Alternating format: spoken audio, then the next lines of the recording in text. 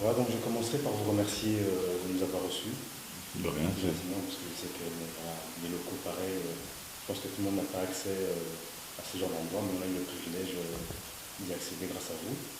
Alors, je me présente, je m'appelle Soumaïli, et donc je suis venu avec mon collaborateur, Kevin. Donc voilà, c'est pour vous parler d'une histoire qui nous touche tous. Nous, quand je dis nous, c'est les Belges d'origine congolaise. C'est voilà, l'histoire d'un peuple, les Congolais, les Belges plutôt d'origine congolaise, qui sont ici déjà depuis un certain nombre d'années, plusieurs décennies. On est à la fois présent dans toutes les arcanes de la société, c'est-à-dire économiquement, socialement, mais on est présent partout et à la fois on n'est nulle part. Pourquoi? Parce qu'on n'arrive pas à s'organiser. Ça fait déjà, disons plus ou moins une dizaine d'années qu'on commence à perdre le quartier Matongué. Moi j'ai eu cette idée en fait de venir vous rencontrer pour vous parler de ce sujet par rapport à un constat que j'ai fait. C'est-à-dire qu'il y a quelques semaines encore, on avait affaire à un problème sérieux dans la commune d'Ixelles. On nous parlait en fait de changer carrément le nom de la commune, le nom du quartier plutôt de la commune d'Ixelles qui est connu, c'est le quartier Matongué. On a voulu le changer en quartier des continents. Et à cette occasion notamment, on a pu se rendre compte que là où on devait décider, là où on aurait dû s'exprimer, c'est-à-dire dans la commune, au sein de la maison communale d'Ixelles, dans le collège des Chevins et même peut-être en tant que conseiller communal, il n'y avait aucun Congolais pour représenter cette communauté. Et donc on aurait pu changer facilement comme ça le nom sans qu'on ait pu même s'exprimer. Et donc par rapport à ça, j'ai fait un constat, je me suis dit, mais c'est quand même bizarre une communauté si présente. Et quand on voit les liens avec la Belgique, à travers toute l'épopée coloniale jusqu'à aujourd'hui, il est quand même assez curieux qu'on n'ait pas pu plus s'implanter dans les institutions, je dirais. Et donc par rapport à ça, je me suis dit, bon, je pense qu'il est temps peut-être de s'organiser. Je sais qu'il y a des choses qui ont déjà été faites par nos aînés. Donc je me suis posé la question, est-ce qu'on ne pourrait pas commencer à s'organiser plus sérieusement avec peut-être d'autres stratégies pour revenir pour arriver à un résultat peut-être plus concluant pour la communauté. Parce qu'il faut se dire que ici, on est en Belgique, c'est un pays qui fonctionne de façon démocratique. Il faudrait commencer par avoir des représentants au niveau des instances démocratiques, c'est-à-dire ne fût-ce qu'au niveau communal, comme je le disais, au conseil communal ou en tant qu'échevin ou même bourgmestre, pourquoi pas. Et donc, les objectifs de la Koboko, c'est comme Soumaïl nous l'a dit, c'est-à-dire le premier objectif, c'est sensibiliser la population belge d'origine congolaise et aussi dans un premier temps la population congolaise résidant en Belgique depuis 5 ans, car lorsque on est résident en Belgique depuis 5 ans, on a le droit de vote au niveau communal. Le deuxième objectif, c'est se tourner vers les élections 2018, sensibiliser donc les personnes, les Congolais ou les Belges d'origine congolaise pour avoir des votes et avoir une bonne place. Et le troisième objectif, c'est surtout aussi d'introduire le plus de Belges d'origine congolaise dans les partis politiques, dans les différents partis politiques, parce que lorsque on est plusieurs dans un parti politique, on a beaucoup plus de poids. Et lorsqu'il y a une décision qui se prend, on est obligé de nous consulter, vu le nombre de personnes que l'on a derrière. Et je pense que tu le sais, puisque tu es au CDH, et que, à mon avis, je ne pense pas que tu es assez soutenu, et je pense que tu mérites d'aller aussi beaucoup plus loin. Et nous, c'est là notre rôle. Créer le circuit afin d'avoir aussi du poids et le droit de parole, afin que ce qui s'est passé à Matongué ne se reproduise plus, ou que s'il se reproduise, qu'on soit à l'intérieur et qu'on soit une voix pour les Belges d'origine congolaise, mais pour aussi nos aînés, maman et papa congolais. Ben voilà, tout d'abord, je suis vraiment content, mais vraiment, vraiment, dans le sens où je pense que c'est une démarche qui fait sens. C'est une démarche qui fait sens dans la mesure où c'est vrai qu'aujourd'hui, on est dans une séquence qui est très différente de ce qu'on a pu connaître auparavant. C'est-à-dire, j'utilise souvent cette image quand je parle un peu de l'évolution de la communauté belge d'origine congolaise ici en Belgique. Je dis souvent que la génération de nos parents ont dû forcer la porte. C'est-à-dire que la porte était fermée et ils ont dû la forcer. Et quand je parle de la génération de nos parents, je parle aussi de ceux qui sont bien connus aujourd'hui, que ce soit un Bertin Mopaka qui aujourd'hui c'est sénateur au CDH, que ce soit une Nigel Mandaïla, que ce soit un Mijane, et tous ceux de leur génération, c'est une génération qui a dû se battre pour pouvoir avoir le droit d'entrer dans ces bâtiments. Donc ils ont véritablement dû si je peux dire, défoncer la porte pour pouvoir y arriver. Mais parce qu'il ne faut pas oublier qu'on parle d'une époque pas si lointaine où c'était inconcevable d'avoir un échevin noir à la ville de Bruxelles. Et je vous dis ça fait à peine 10 ans. C'était en 2006. Donc nous étions nés. Donc il faut s'en rendre compte. Et donc aujourd'hui, on entre dans une autre séquence. Parce que je pense qu'effectivement, ce qu'on a pu voir en 2011 et en 2012 a été quelque part un peu la preuve d'une forme, peut-être pas d'immaturité, mais en tout cas de manque de connaissance du mode de fonctionnement de la politique en Belgique au sein d'une grande partie de la communauté belge d'origine congolaise. Ici, dans la mesure où voilà, on a entendu et on a vu beaucoup vouloir sanctionner, pour reprendre les mots de l'époque, vouloir sanctionner donc les mandataires belges d'origine congolaise. Mais ce que j'ai constaté à l'époque, c'est qu'il n'y avait pas d'espace véritablement où les gens de la rue et les mandataires politiques se parlaient, où ils avaient l'occasion d'échanger, de discuter, de débattre. Pas forcément de se mettre d'accord, mais au moins d'avoir l'occasion de se débattre. Je me souviens qu'à l'époque, j'avais eu l'initiative de pouvoir réunir tout un tas de mandataires, en tout cas de mon parti, belge d'origine congolaise, ainsi que plusieurs jeunes qui étaient actifs dans les manifestations de l'époque, pour avoir justement cet échange, pour avoir ce moment de dialogue. Et donc, je pense et je continue à penser qu'un espace de ce style-là manque réellement pour pouvoir expliquer quels sont les enjeux, ce qui est en train de se jouer au niveau politique. Venir demander à un conseiller communal, voire à un député bruxellois, d'avoir une action politique par rapport à ce qui se passe au Congo, ce n'est pas de son ressort. Ce n'est pas de son ressort. Pour pouvoir avoir une voix qui est efficace et qui porte, il faut que cette voix soit portée au sein du Parlement fédéral. Alors oui, effectivement, il peut y avoir du lobbying interne dans des partis, etc. Oui, effectivement, ça je suis pleinement d'accord. Mais la réalité est aussi celle-là. C'est que il y a en Belgique une répartition des compétences. Il y a certaines matières qui peuvent être portées au niveau communal, d'autres sont au niveau fédéral, d'autres sont au niveau régional, et il faut comprendre ça. Et lorsqu'on parle d'élections communales, les élections communales sont les enjeux qui se passent dans ta commune. Ce sont les trottoirs, ce sont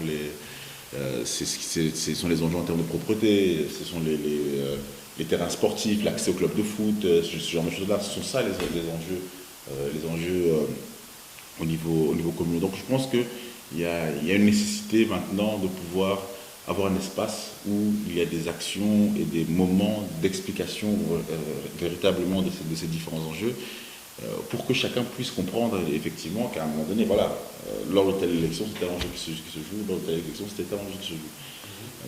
Donc voilà un peu pourquoi est-ce que je trouve que cette démarche est salutaire. Et l'exemple de Matongé est très parlant, parce qu'au final, quelque part, c'est un peu la conséquence de tout ça. C'est-à-dire qu'on a, pour beaucoup, en tout cas en 2012, Ils ont fait le choix de voter contre leurs propres intérêts, quelque part. Et on se retrouve aujourd'hui en 2012 à devoir être dans une situation où la communauté belge d'origine congolaise est en émoi parce que le risque en tout cas de disparition à petit feu du quartier Matongé est évoqué. Mais voilà, mais à partir du moment où on est absent des lieux de discussion, d'échange et de prise de décision, il ne faut pas s'en étonner.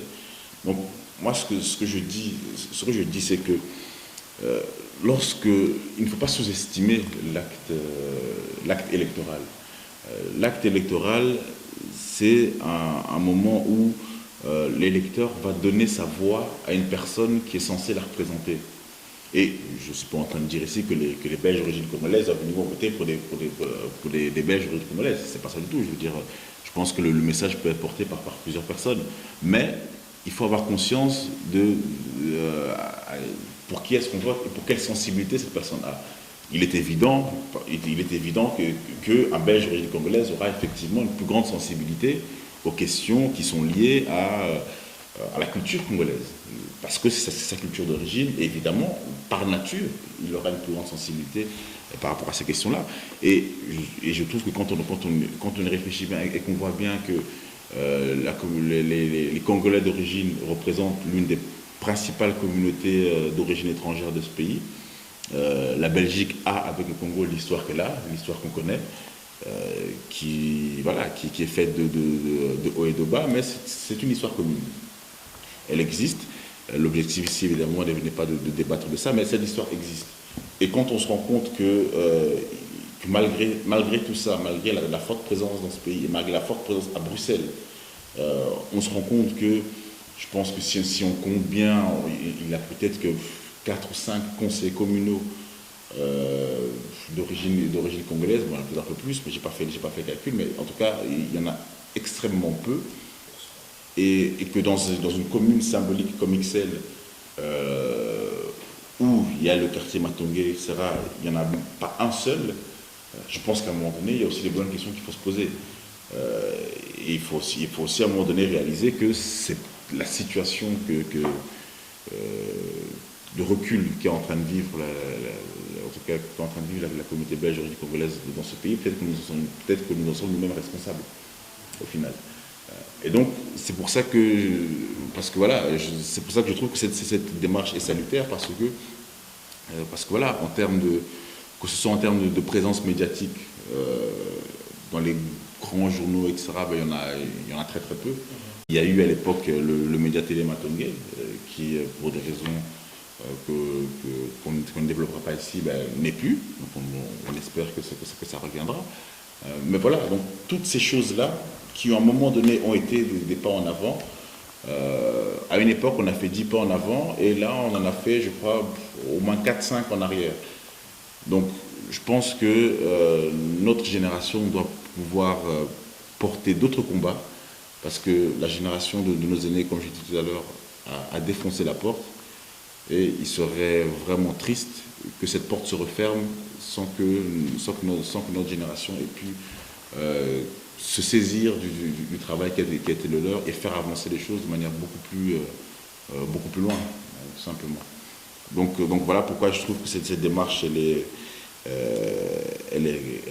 vraiment salutaire. Je pense qu'il faut travailler effectivement sur la représentativité de la communauté congolaise et noire dans son ensemble, parce que évidemment ici on est dans quelque chose de plus spécifique, mais je pense que la question du noir en Belgique doit à un moment donné aussi pouvoir être mise en avant, et être questionnée aussi, parce que voilà, je pense que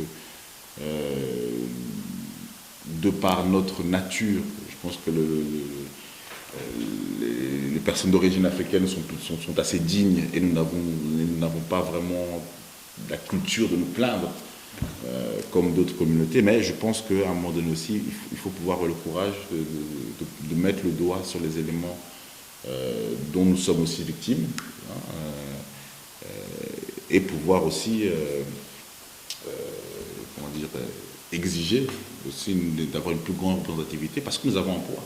que les Diables Rouges, par exemple, se sont composés d'une grande majorité de Belges d'origine congolaise, que l'artiste le plus connu du moment, Stromae, est lui-même un Africain d'origine, que dans le domaine économique, il y a énormément aussi de réalisations et de success stories très peu connues de Belges d'origine africaine. Donc voilà, donc je pense qu'il y a une prise de conscience qui doit être faite, et il y a un autre discours et une autre image de nous-mêmes qui doit être développée. Et je pense que si je dirais évolution, non pas changement, mais je parlerais vraiment d'évolution, puisque là, comme je l'ai dit, la génération de nos parents était la génération du changement, parce qu'ils ont amené quelque chose. Ben nous devons être la génération de l'évolution. Et si cette évolution doit se faire, elle ne se fera que par nous-mêmes et que par des initiatives comme les vôtres. Et c'est pour ça que je la salue à 300%. Oui, mais Monsieur Jean-Yves Kipantou, vous êtes aussi un jeune belge d'origine congolaise. Alors je me posais la question, comment déjà est venue l'idée d'adhérer à un parti politique, et quelles ont été vos difficultés justement en tant que noir de vos origines congolaises, et puis quel est votre combat actuel, et quelle est l'actualité aussi du CDH aujourd'hui? Donc, comment m'est venue mon envie de m'impliquer? Bah, écoute, j'ai toujours été quelqu'un de très ouvert à ce qui se passe autour de moi. Et mon premier engagement, c'était dans une maison des jeunes. À l'époque, j'habitais à Liège. Et je me souviens que voilà, on avait un petit groupe d'amis, etc., avec qui on voulait un peu faire revivre le quartier. Parce qu'on était fans de musique à l'époque. Et donc, on a monté comme ça un petit projet. Et je me suis retrouvé à m'engager dans la vie de la maison, quartier, etc.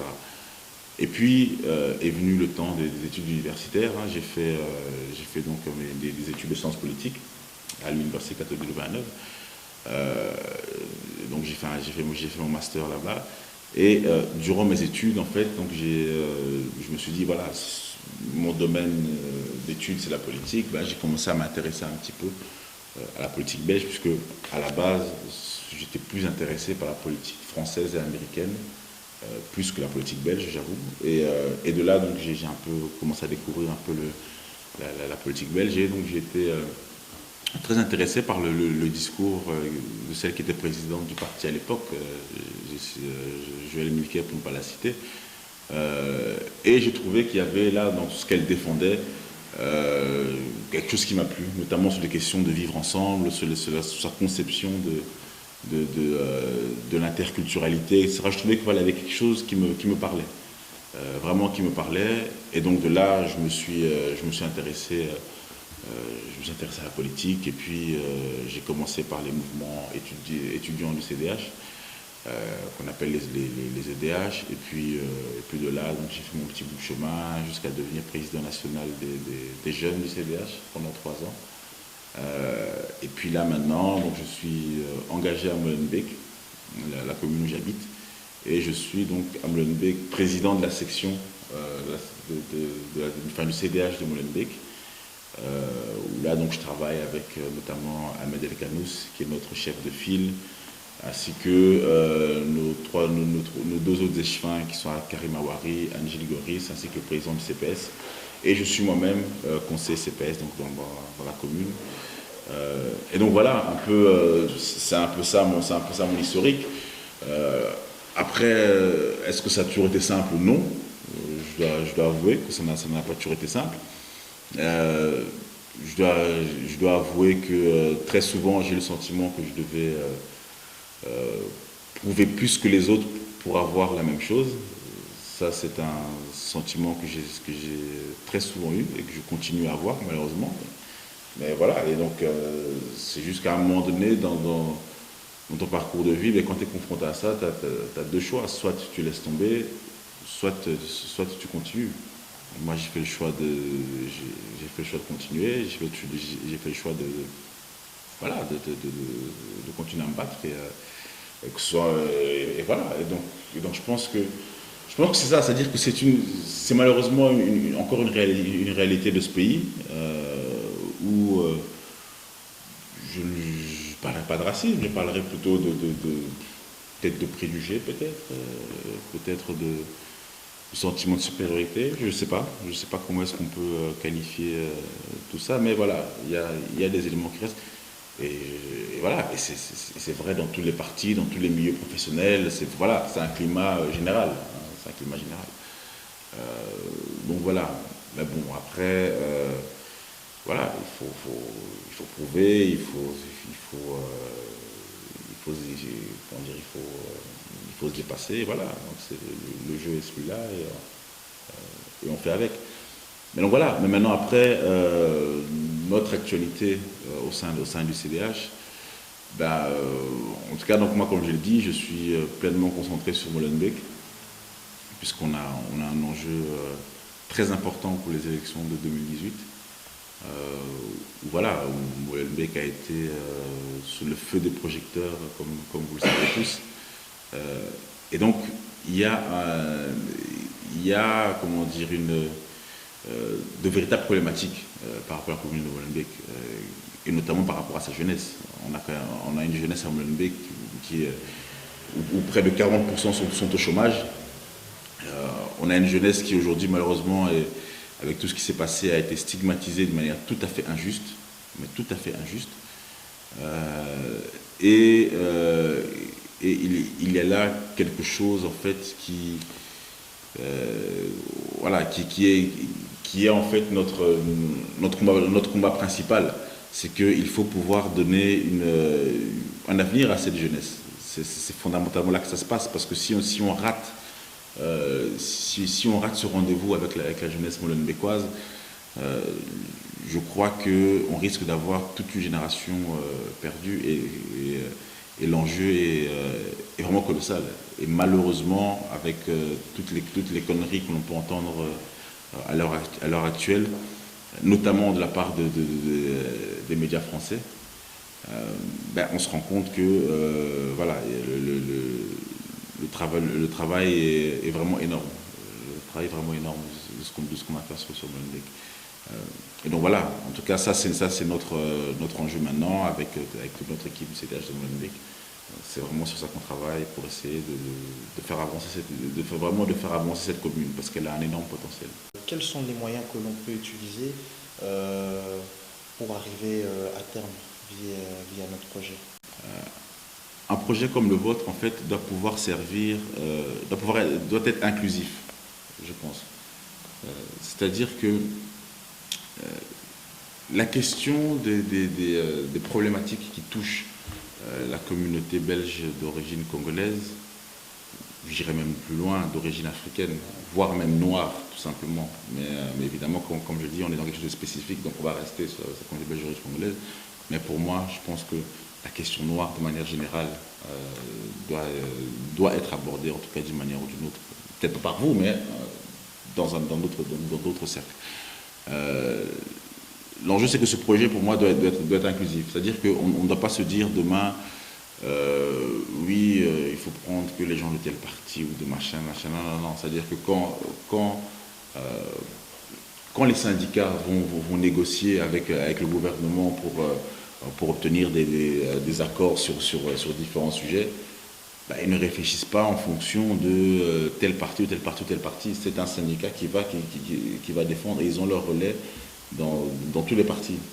Donc je pense que ce qu'il manque aussi, c'est quelque chose une structure qui peut porter des problématiques, qui peut porter des sujets à mettre dans ce qu'on appelle l'agenda politique, mais qui soit en lien avec les différents partis politiques, mais aussi avec les médias, aussi avec toute la sphère socio-politico-économique. C'est ça, je pense, qui manque fondamentalement par rapport à cette communauté. Et c'est vers ça qu'il faut construire. Et je pense qu'il ne faut pas vouloir être tout de suite tout avoir. C'est quelque chose qui se fait sur le long terme. C'est vraiment quelque chose qui se fait sur le long terme, qui se fait au fur et à mesure, petit à petit. Donc il ne faut pas être impatient. Il ne faut vraiment pas être impatient, mais c'est quelque chose qui doit se construire vraiment sur le long terme. Alors, Monsieur Joël Kitantou, est-ce qu'on peut compter sur vous pour la construction de ce projet? Est-ce que vous pourriez être un relais auprès de votre parti pour nous aider? Bien sûr, dans la mesure où je trouve que ce projet est extrêmement intéressant et est extrêmement porteur pour l'évolution de la communauté belge d'origine congolaise. Et donc oui, moi je suis tout à fait partant, je suis à 100% avec vous, il n'y a pas de problème. Et je jouerai ce rôle de relais, en tout cas, avec les instances du parti ou avec les mandataires ou autres, ça, il n'y a vraiment pas de souci, vous pouvez compter sur moi.